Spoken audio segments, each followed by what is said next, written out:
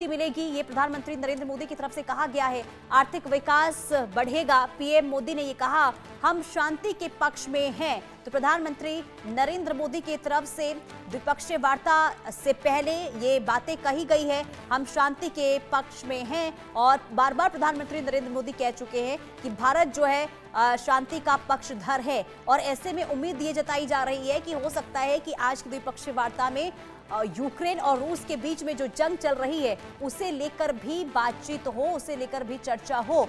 और देखना यही होगा कि क्या, क्योंकि भारत की कोशिश यही रही है कि जंग जो चल रही है बीते 4 सालों में और उस पर विराम लगे। और इसी को लेकर ही लगातार देखिए भारत कई दफा ये कह चुका है कि भारत जो है वो भारत शांति का पक्षधर है। और कोई कितनी भी बड़ी चीज क्यों ना हो, कितनी भी बड़ी जंग क्यों ना हो, वो बातचीत के जरिए ही हल हो सकती है। और ऐसे में जब आज बातचीत आमने सामने होगी भारत और रूस की, दोनों देशों की, तो क्या इसे लेकर यानी कि रूस और यूक्रेन की जंग को लेकर भी बातचीत होगी। और हमारे साथ करुणी सिंह विदेश मामलों के जानकार लगातार जुड़े हुए हैं। सर देखिए, रूस यूक्रेन की जंग को लेकर आखिर क्या पहल होती है, जिसे लेकर आप भी जानकारी दे रहे थे। अब जरा इसे विस्तार से समझाइए, क्योंकि भारत बार बार रूस को ये कह चुका है कि भारत शांति का पक्षधर है और कोई कितनी भी बड़ी बातचीत क्यों ना हो, कोई जंग ज्यादा घातक क्यों ना हो, तमाम चीजें सुलझ सकती है अगर बातचीत सही तरीके से हो। तो ऐसे में आज क्या भारत की तरफ से इस जंग को लेकर स्टैंड लिया जाएगा या फिर बातचीत को लेकर कोई बड़ी जानकारी, बड़ा ऐलान हो सकता है? देखिए, इस जंग को लेके रशिया जिस तरह से युद्ध में फंसा हुआ है, उसको लेके भारत के प्रधानमंत्री और रूस के राष्ट्रपति के बीच में एक समझ विकसित होगी कि शांति एकमात्र रास्ता है। शांति के लिए प्रयास करने चाहिए, सार्थक प्रयास करने चाहिए। अगर भारत कोई भूमिका निभा सकता है तो निभाएगा, लेकिन ऐसा नहीं है कि भारत इमीडिएटली कोई पॉइंट वाइज एक प्रस्ताव देगा कि ये 10 पॉइंट का या 15 पॉइंट का प्रस्ताव है, उसके थ्रू आगे बढ़ो। उसके लिए अलग प्रयास अमेरिका के राष्ट्रपति कर रहे हैं और उसको जी, तो उस प्रयास में भारत अगर कोई भूमिका निभा सकता है तो निभाएगा। अपनी तरफ से प्रत्यक्ष रूप से भारत कोई प्रस्ताव इस समय नहीं तैयार करके देगा, क्योंकि इस समय भारत की वो तैयारी नहीं है और भारत जो इतना कॉम्प्लिकेटेड मामला है उसमें इन्वॉल्व भी नहीं होना चाहता इस समय, क्योंकि भारत का इन्वॉल्व होना भारत के हित में इसलिए नहीं है कि भारत विवादास्पद हो जाएगा, क्योंकि अमेरिका और यूरोप में भी बड़े डिफरेंशिएट चल रहे हैं। यूरोपियन कंट्रीज अलग पोजीशन ले रहे हैं, अमेरिका अलग ले रहा है। तो इस समय जिस तरह का उलझा हुआ है, भारत कोई एक सार्थक प्रस्ताव नहीं देगा। हाँ, निश्चित रूप से भारत ये प्रयास करेगा कि शांतिपूर्ण तरीके से समाधान किया जाए और जो मानव का इंसानों का नुकसान हो रहा है, जो प्रॉपर्टी का नुकसान हो रहा है, वो नहीं हो और उसमें आगे बढ़ा जाए। लेकिन रशिया को ये नहीं कहेगा कि आप अपने राष्ट्र हित का त्याग करके कुछ करो।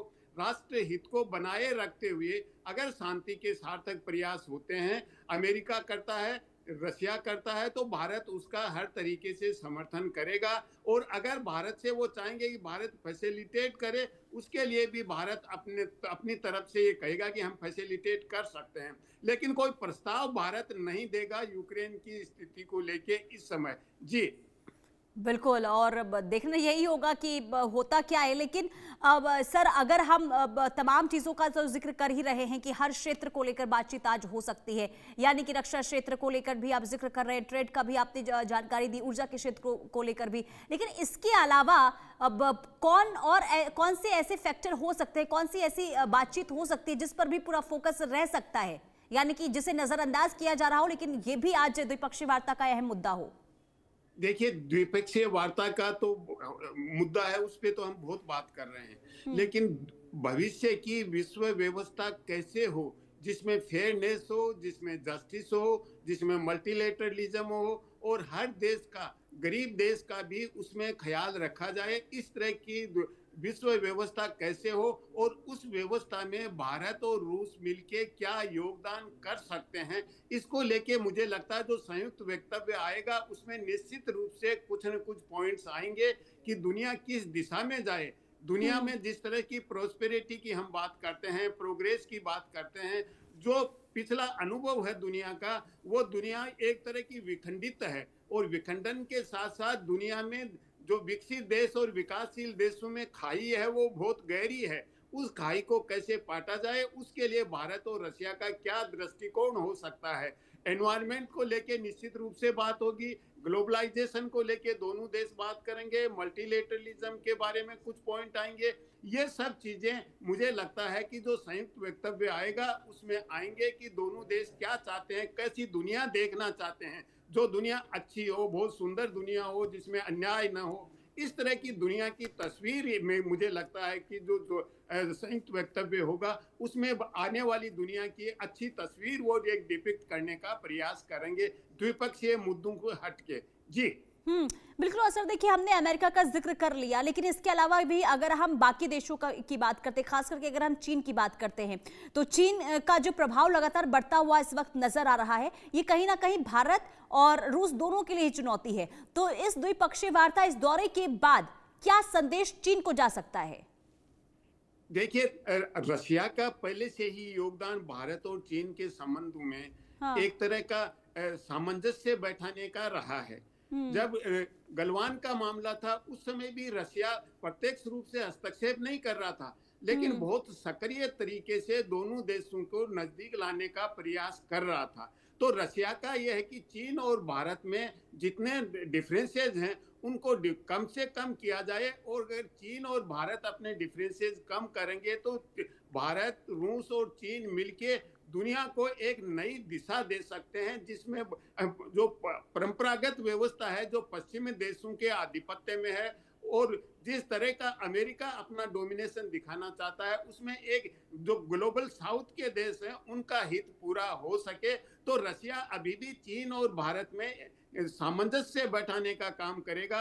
और मुझे लगता है कि भारत के हित का त्याग करके, भारत को नहीं कहेगा कि आप अपने हितों का त्याग करके चीन के साथ संबंध सुधारो, ये तो निश्चित रूप से नहीं कहेगा, लेकिन निश्चित रूप से भारत और चीन को वो नजदीक लाने का रशिया का स्वयं का इंटरेस्ट भी है, दुनिया के इंटरेस्ट में भी है और भारत और चीन के इंटरेस्ट में भी है। तो ये रशिया अपनी तरफ से करेगा, और इसीलिए रशिया ने कहा है कि जो रिक मैकेनिज्म है उसको रिवाइव किया जाए। रशिया, इंडिया, चाइना का पुराना मैकेनिज्म है, उसको रिवाइव करके तीनों देश अपनी सामर्थ्य है उसको एक साथ करें दुनिया को अच्छा बनाने के लिए। जी बिल्कुल। और लेकिन सर, अगर हम बात करें भारत की स्ट्रैटेजिक ऑटोनॉमी की, तो क्या लग रहा है इस यात्रा के बाद वो मजबूत होती हुई नजर आ रही है क्या? इसमें देखिए, भारत की स्ट्रेटेजिक ऑटोनॉमी पे कोई नकारात्मक प्रभाव नहीं पड़ेगा। भारत आज भी स्ट्रेटेजिक ऑटोनॉमी बनाए हुए है, रशिया से तेल खरीद रहा है, लेकिन अमेरिका ने दबाव बनाया तो हमें अमेरिका से तेल खरीदना भी शुरू कर दिया है, और ये रशिया भी समझता है। इसीलिए रशिया उस बात को लेकर नाराज नहीं है कि आपने रशिया से तेल कम करके अमेरिका से क्यों खरीदना शुरू कर दिया है। तो रशिया भारत की स्ट्रेटेजिक ऑटोनॉमी है, भारत के दृष्टिकोण को रेस्पेक्ट करता है, मुझे ऐसा लग रहा है। तो इस तरह की भारत की स्ट्रेटेजिक ऑटोनॉमी पे कोई असर नहीं पड़ेगा। भारत की पॉलिसी है वो डीआर्गुमेंटेड है, एक से रिश्ते अच्छे हैं तो दूसरे से खराब हो जरूरी नहीं है। ठीक है सर, तो मैं आपके पास लौट रही हूँ। जरा ये लाइव स्पष्ट है। तस्वीरें सामने आ रही है, आप भी देख रहे होंगे। ये हैदराबाद हाउस में महामुलाकात की तस्वीर आपको दिखा रहे हैं, जहां मोदी और पुतिन एक साथ एक टेबल पर बैठे हुए नजर आ रहे हैं, और यहाँ पर देखिए वार्ता हो रही है। लेकिन यही हम शांति के हर प्रयासों का समर्थन करते हैं, और हम शांति के हर प्रयासों के साथ कंधे से कंधा मिला करके खड़े हैं। पूरे विश्व ने कोविड से लेकर के अब तक कई संकटों से गुजरा है। हम आशा करते हैं कि बहुत ही जल्द विश्व को चिंताओं से मुक्ति मिलेगी और एक सही दिशा में प्रगति के राह पर विश्व समुदाय को एक नई आशा पैदा होगी। एक्सेलेंसी, मुझे पूरा भरोसा है कि आज दिन भर हम अनेक विषयों पर चर्चा करने वाले हैं। भारत और रशिया के आर्थिक संबंधों का अधिक विस्तार हो, हम नई ऊंचाइयों को प्राप्त करें, ऐसे बहुत ही आशावादी आउटकम के साथ हम हमारी इस मीटिंग को आगे बढ़ाएंगे, ये मेरा पूरा विश्वास है। माय फ्रेंड, मैं फिर से एक बार आपका हृदय से बहुत बहुत स्वागत करता हूं।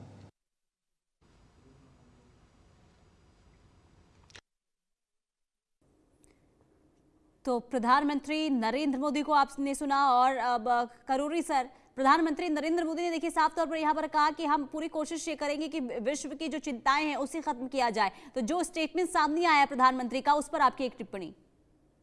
मैं स्टेटमेंट से पहले भी आपको बता रहा था कि भारत का क्या दृष्टिकोण होगा, और वही दृष्टिकोण को रिफ्लेक्ट भारत के प्रधानमंत्री ने अपनी बातचीत में कहा है। जो टिप्पणी की है प्रधानमंत्री ने, तो वो ये किया कि भारत का दृष्टिकोण है कि विश्व में शांति हो, समृद्धि हो, सब शांति से जिएं, और जो अल्प विकसित हैं उनका विकास भी हो। यह भारत का दृष्टिकोण है। तो भारत का जो दृष्टिकोण है उसी को रिफ्लेक्ट प्रधानमंत्री ने किया है, क्योंकि भारत चाहता है कि शांति रहे। युद्ध से किसी चीज का समाधान नहीं होता है, लेकिन भारत ने ये कोई पेशकश नहीं किया कि हम आपको ये 10 पॉइंट या 15 पॉइंट का एक प्रपोजल दे रहे हैं, उसके बेसिस पे पीस इस्टेब्लिश करो। अगर चाहेंगे रशिया और यूक्रेन या दुनिया के दूसरे देश कोई भारत की को चाहेंगे कि भारत कोई प्रस्ताव दे, तो भारत प्रस्ताव देगा, लेकिन अपनी तरफ से भारत इस समय इस तरह का इनिशिएटिव नहीं लेगा, क्योंकि जो कॉन्फ्लिक्ट वाले जोन है वो बहुत कॉम्प्लिकेटेड प्रॉब्लम है। ऐसा नहीं है कि भारत ने आज प्रस्ताव दिया और कल समाधान हो गया, सब एग्री हो गए। तो ऐसी कॉम्प्लिकेटेड सिचुएशन में भारत अभी ज्यादा इन्वॉल्व नहीं होना चाहता है। भारत अपनी आंतरिक सामर्थ्य मजबूत करना चाहता है, वो भारत के लिए ज्यादा जरूरी है। इसलिए भारत की कूटनीति अपने जो आंतरिक स्थिति है, आर्थिक है, सुरक्षा संबंधी है और सांस्कृतिक दृष्टि से भारत दूसरे देशों पे अपना एक सॉफ्ट पावर के रूप में प्रभाव दिखाना चाहता है कि भारत की संस्कृति ये रही है, शांति की रही है। तो ये प्रयास भारत करेगा। प्रत्यक्ष रूप से जो राजनीतिक और सामरिक मामले हैं दुनिया के या जो कॉन्फ्लिक्ट है उसमें इन्वॉल्व नहीं होगा। ये तो भारत की पुरानी नीति है, और हमारे प्रधानमंत्री ने अभी जो स्टेटमेंट दिया वो भी यही कहा है कि भाई शांतिपूर्ण समाधान होना चाहिए समस्याओं का। विश्व की शांति है वो सबके लिए महत्वपूर्ण है। जी नहीं, कहीं ना कहीं तो इस बात से उम्मीद जगी है ना सर कि अब हो सकता है कि पहले तो कयास लगाए जा रहे थे कि यूक्रेन और रूस के जो युद्ध है उस पर बातचीत हो सकती है, लेकिन जो संदेश यहाँ से दिया गया है तो ये तो संभव है कि इसका जिक्र भी हो। लेकिन अगर हम देखिए जो लगातार अब विश्व की जो राजनीति बदलती हुई इस वक्त नजर आ रही है सर, अब उसके हिसाब से जो ये तस्वीर सामने आ रही है, तो कितनी मजबूती और कितना बदलाव आने वाले दिनों में हम देख सकते हैं वर्ल्ड ऑर्डर में? देखिए ये आपने बिल्कुल सही कहा। जो देखिए भारत में जो 3 यूरोपीय देशों के मिशन हेड हैं, उन्होंने एक आर्टिकल लिखा, उसमें भी भारत से यही उम्मीद जताई है कि भारत शांति के लिए सकारात्मक भूमिका निभाएगा। तो ये तो यूरोप के देश भी अभी मान के चलते हैं। वो आर्टिकल लिखा, उसमें थोड़ा विवाद भी हुआ कि डिप्लोमेट्स को इस तरह से भारत का मेहमान आ रहा है, लिखना चाहिए नहीं लिखना चाहिए, क्योंकि वो रशिया और यूक्रेन युद्ध के बारे में एक पर्टिकुलर दृष्टिकोण रखते हैं, वो भारत का दृष्टिकोण नहीं है। लेकिन उन्होंने भी भारत से उम्मीद जताई है कि भारत सकारात्मक भूमिका निभाएगा, क्योंकि भारत ने पहले भी ये कहा है कि आज की दुनिया में युद्ध से समाधान नहीं हो सकता, बुद्ध से हो सकता है, शांति से हो सकता है। तो इस तरह का भारत का दृष्टिकोण है। तो निश्चित रूप से पुतिन भी, जो अभी बातचीत चल रही है अमेरिका और रशिया के बीच में, हंगरी में बातचीत होनी थी, ओरबान मीडिएट कर रहे थे, नहीं हो पाया। लेकिन मुझे लगता है कि जल्दी पुतिन और ट्रंप मुलाकात करेंगे, क्योंकि अभी ट्रंप के जवाई और विटको पुतिन के यहाँ आने से जस्ट पहले उनसे बातचीत हुई है। चीन के विदेश मंत्री भी वहाँ मॉस्को में थे। तो बहुत ही गहन प्रयास चल रहे हैं शांति स्थापना के लिए। और मुझे लगता है कि जब भारत पुतिन को ये कहेगा तो उस पर प्रेसिडेंट पुतिन ज्यादा विचार करेगा कि शांति किस तरह से इफेक्टिव तरीके से स्थापित हो सकती है। और मुझे लगता है कि जल्दी यूक्रेन और बिल्कुल, और एक चीज और सर ये देखने को मिली है जिसका जिक्र आपने किया कि देखिए यहाँ आने से पहले हमने पुतिन को देखा कि ट्रंप के साथ भी मुलाकात अभी अक्टूबर महीने में 2 बारी हो चुकी है, फोन पर भी बातचीत हुई है। और जो मुलाकात ट्रंप के साथ हुई, क्या बातचीत हुई, उसकी जानकारी प्रधानमंत्री नरेंद्र मोदी को भी पुतिन देते हुए नजर आए, क्योंकि फोन पर भी प्रधानमंत्री के साथ बातचीत हुई। इसके बाद हमने देखा कि जब प्रधानमंत्री का जन्मदिन था तो पुतिन ने सबसे पहले उन्हें बर्थडे विश किया था। तो जो ये तमाम चीजें देखने को मिल रही है, हर एक जानकारी, यानी ये कह सकते हैं कि भरोसे में यहाँ पर पुतिन की तरफ से प्रधानमंत्री नरेंद्र मोदी को लिया जाता है।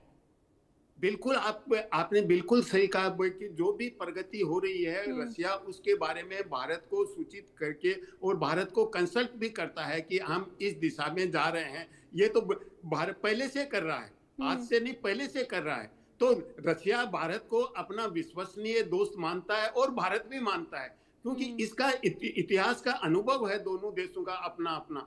और अनुभव के साथ साथ आज की जो परिस्थितियां हैं उसमें दोनों अपनी भूमिका निभाना चाहते हैं, शांति स्थापना के लिए सकारात्मक भूमिका निभाना चाहते हैं। और इसलिए भारत के प्रधानमंत्री को सूचित किया है, बार बार सूचित किया है, कंसल्ट भी किया है कि किस दिशा में आगे बढ़े जाएं। और लगातार चीन को भी कंसल्ट कर रहे हैं पुतिन, ऐसा नहीं है चीन को नहीं कर रहे हैं। तो दोनों देशों को, जो एशिया की बड़ी शक्तियां हैं, दोनों को कंसल्ट करके आगे बढ़ना चाहते हैं कि पुतिन ये नहीं चाहते कि मैं अकेला रहूं। तो इसीलिए वो कंसल्ट करके, और मुझे लगता है कि अभी जो बातचीत होगी इनफॉर्मल तरीके से भारत के प्रधानमंत्री और प्रेसिडेंट पुतिन में, तो उसमें भारत के प्रधानमंत्री अपनी तरफ से कोई सुझाव भी दे सकते हैं इनफॉर्मल तरीके से कि किस तरीके से आगे बढ़ा जाए। पुतिन अपनी सीमाएं बता सकते हैं कि ये मेरी सीमाएं हैं शांति की तरफ बढ़ने में, और दोनों में जो बातचीत होगी उसका एक सामंजस्य बैठा के कोई रास्ता निकल सकता है पीस की तरफ, और पुतिन उस पर निश्चित रूप से विचार करेंगे। जी मैम। लेकिन सर, अब क्योंकि देखिए भारत को लेकर तो तमाम बातें हो ही रही है कि डिफेंस सेक्टर या फिर अलग अलग क्षेत्रों को लेकर अब इससे लेकर डील हो सकती है, लेकिन अगर हम रूस के लिहाज से देखें तो क्या ऐसे प्रस्ताव हो सकते हैं जो आज भारत के सामने रखे जा सकते हैं? देखिए, भारत अपना इन्वेस्टमेंट बढ़ा सकता है रशिया में, और भारत भी अपने वहां पे को प्रोडक्शन क्या लगा सकता है। लेकिन अभी जो वार की स्थिति है इसमें वो अच्छी तरह इंप्लीमेंट नहीं हो पाएंगे। लेकिन निश्चित रूप से ये बातचीत होगी, एक तरफा नहीं होगा। ऐसा नहीं है कि रशिया भारत में इन्वेस्ट करेगा और भारत और रशिया इंडिया में ही लगाएंगे। तो रशिया में भी दोनों देश लगा सकते हैं, को प्रोडक्शन कर सकते हैं। जैसे फर्टिलाइजर सेक्टर है उसमें कुछ कर सकते हैं, ऑयल रिफाइनरी है वो रशिया में भी लगा सकते हैं, इस तरह का कुछ कर सकते हैं। तो निश्चित रूप से रशिया में भी भारत इन्वेस्टमेंट भी करना चाहेगा, और इन्वेस्टमेंट के साथ साथ वहां पे को प्रोडक्शन हो जो रशिया की इकोनॉमी को भी मजबूत करे, क्योंकि ये एक तरफा नहीं होता है, दोनों तरफ का होता है। और जो भी नेगोशिएशन होता है वो दोनों देशों के हितों में होता है, तभी होता है। तो निश्चित रूप से भारत भी इस तरह का कोई प्रस्ताव रख सकता है कि भारत रशिया को किस तरह से मदद कर सकता है। रशिया की अर्थव्यवस्था को सुधारने के लिए केवल तेल खरीदना पर्याप्त नहीं है रशिया के लिए। तेल खरीदने से रशिया की अर्थव्यवस्था हमेशा के लिए मजबूत नहीं हो सकती, वो तो एक समय एक व्यापारिक चीज है। लेकिन बिल्कुल, अब ऐसे में सर यही देखना होगा कि आखिर जब ये बायलैटरल मीटिंग हो रही है तो आखिर होता